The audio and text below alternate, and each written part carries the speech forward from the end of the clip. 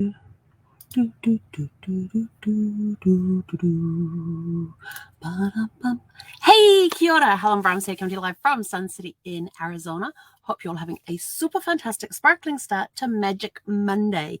Yes, that day of the week where we create the magic for the week that propels us forward so that we can make our tune-ups on Tuesday. We can celebrate our wins on Wednesday. We can give thanks for everything that's happened this week so far on Thursday. And then Friday, we can just throw it all up and go, yes, it's a fun day. So I am here in Sparkles without Zeffy. It's very quiet here. I'm not getting bugged or looked at, or I look over at her bed and there's nothing there. And she's off at the vet today.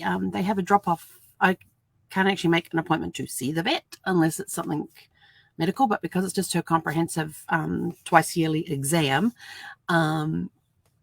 they just do drop-off. And so I dropped her off this morning. She was a little nervous, but I also wanted to get her back leg checked as well. So they're going to be looking at her leg, even though this morning she was fine. She was able to sit. She was very tentative when she sat, though. She sort of sat very carefully.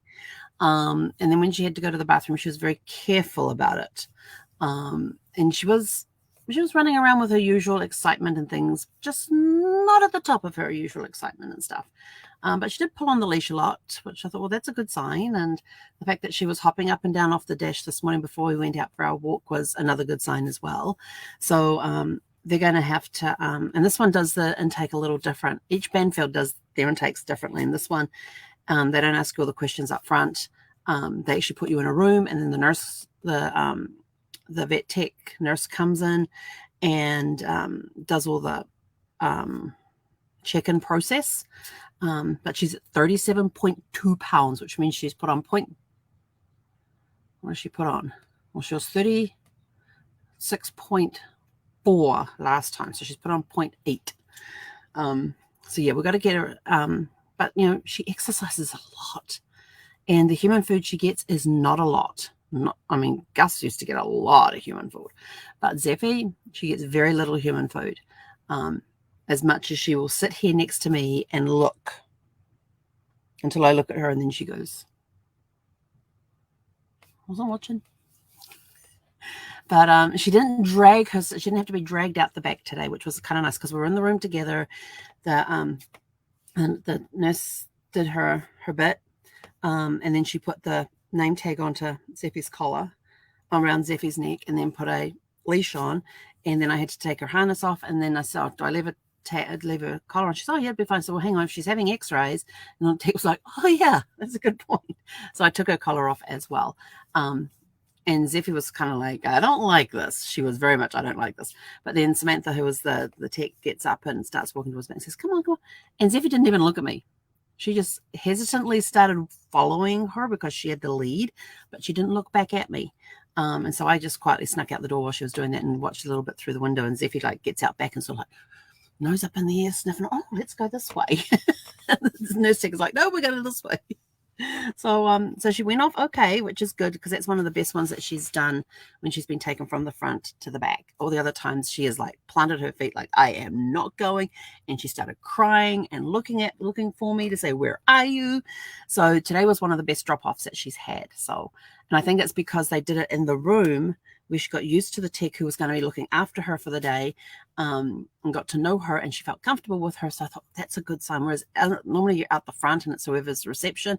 She doesn't have any interaction with the dog until she comes around to say, "Oh, let's put the name tag on," and all that sort of stuff. So today was really good because Samantha had to go out the back to get a couple of things sorted out, and she had to do that a couple of times. So she was coming and going in and out of the room, out the door that she took Zeffy in. And of course, Zeffy would always go stand by the door, like sniff, sniff, sniff under the door. What's going on out there? So of course, her inquisitiveness had been boosted by the fact that Samantha was coming in and out of the door and talking to her every time she came in and that sort of thing. So that was really good. It was one of the best drop-offs I've had. So it's a little quiet in here today.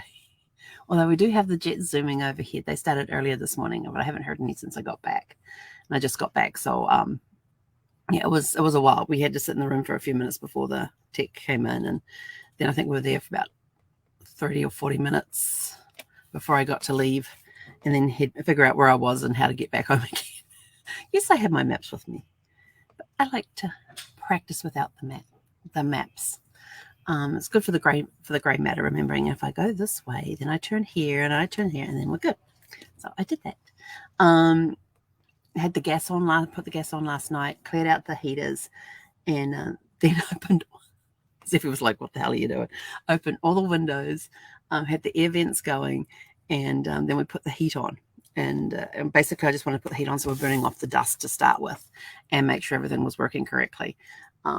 So we did that and had it set to 55, and it came on just before the alarm went off this morning. That's as far as I know. It may have come on before that. I don't know, but it came up. But I heard it come on just before the alarm went off this morning. And so it was kind of nice, 55 degrees, it went on. And then when I was getting close to having my shower, I did bump it up a little bit for my shower because I usually have cold showers. So having cold showers in the cold, I'm not really keen on that one. So bumped it up a little bit to 63 and got the place warmed up a little bit, and then went and had my shower. And that was okay, had my cool shower. So today's all about finding the magic in everything. Kind of been feeling a little weird lately, and I finally figured out why. It's because for some reason I stopped doing my evening journaling and my morning musings on the same day. Don't ask me why. I have no clue. I just would get up in the evening and go brush my teeth and go hop into bed. And normally I would get up, sit down, stop here at the table, do my journaling for the day, then go brush my teeth and then get into bed. But for the last 4 or 5 nights, I haven't done any of that, and it's sort of like, and it really makes a huge difference. And my musings I haven't been doing as long in the mornings as I have been, because the evening journaling I've been doing since the 1st of January. So now I've broken that routine. I was like, bang. But my lives are still going. And something it hit me this morning when I was in the shower. So like, that's why everything seems so ho-hum, boring. Just sort of like, I don't know what to do with myself. And I'm sort of like, why am I feeling this way? And then it suddenly hit me, well, you haven't been doing your evening journalings for like 4 or 5 nights, and you haven't been doing your morning musings for like 4 or 5 days. Maybe that has something to do with it. And I'm like, oh yeah. So we're getting back into that again. We figured out what the problem is, and now we're going to solve it. We're creating magic today by getting back into routine of doing our nightly journalings and our daily musings. And I might actually switch them around and do the journaling in the morning and do the musings at night. I might actually do it that way. Yeah, I may actually do that. That could be why I ended up stopping, because I didn't like doing the journaling at night. I prefer to do it in the morning. Strange. Anyway, so that's the magic I'm creating, is switching around my days and doing my musings at night and my journaling in the mornings. And the great way to start the day, because in my journalings I can put on what I'm grateful for, because I tend to do that at the end of the night as I sit down with my journal and I go and I just saying thank you for this, thank you for that, thank you, today I'm grateful for blah blah blah blah, and just doing a whole lot of thank yous. But if I did that in the morning, that would help. And at the end of the day I can do my musings / journaling. Thank you all for helping me. Anyway, I got to get out of here. I got to go get some work done now. And so your question of the day is, what one experience in life are you grateful to have gone through? And yes, I know we've had that scrolling across the screen for several days now, but we have been through a lot of, depending on your age, you've been through a lot of experiences in your life to date. And when you look back on those experiences, what ones are you grateful to have gone through? I have many. I mean, there's all the moving stuff that we did when we were growing up, the different houses we lived in, the different schools we got to. It gave us, it gave me an appreciation of my family, because we were always together. We had a close family, and, growing up, we got to meet lots of different people, got to experience lots of different cultures based on where we were living at the time. My voice is going again. I can feel it. Need some more tea. Started my morning off with a cup of tea. It was nice.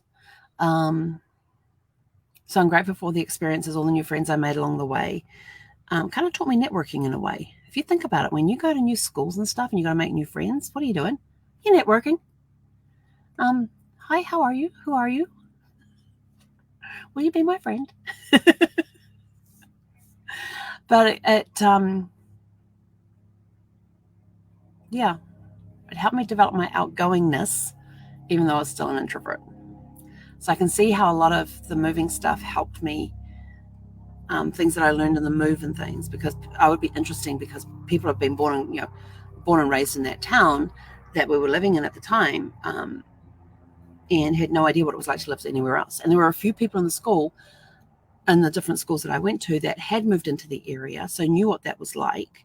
I don't think I met anybody who had moved as often as I had, or been to as many schools as I had. A lot of them had been in the same town from day one and gone through the whole school system within that one town, up to that point where I got to meet them. So some of them were sort of like, what's it like moving all the time? And to me, it didn't seem like a big deal, except for when I had really nice friends and that I really liked. And then we had to move, and I was like, I don't want to move. I like my friends. And I was never very good at keeping up the correspondence at that time. I've gotten better. I have gotten better. Not great, but I've gotten better. So, it's taught me a lot about life and different culture, because every time we move to a different town, a different city, and there was a different culture within that town or city. Even in this country as small as New Zealand, you get different cultures based on where you are. So it gave me appreciation for other people and their cultures and things too, which I thought was kind of cool that my parents gave us that gift, along with the gift of travel, but we've already spoken about that one. So I'm out of here now. I got to go get some work done, and I can get it done uninterrupted by a puppy. I do miss my puppy. It's very quiet. And here go the jets. The jets are flying. That's one. Yeah, that's just one at the moment. If it gets louder, the second one's up. No, it's just the one. Hang on, here comes the second one now. There's two of them now. The main one and his wingman. They're both off. Anyway, I'm out of here. Have a super fantastic sparkling day. Make it a magic Monday. Go out and create magic for the week. I'm going to go do that right now and try and get as much done as I can without being distracted by the fact that my dog's not in the house. So have a super fantastic sparkling day. Catch you back here.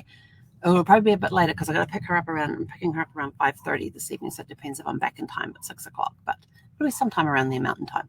So have a super fantastic sparkling day. Hey, konara.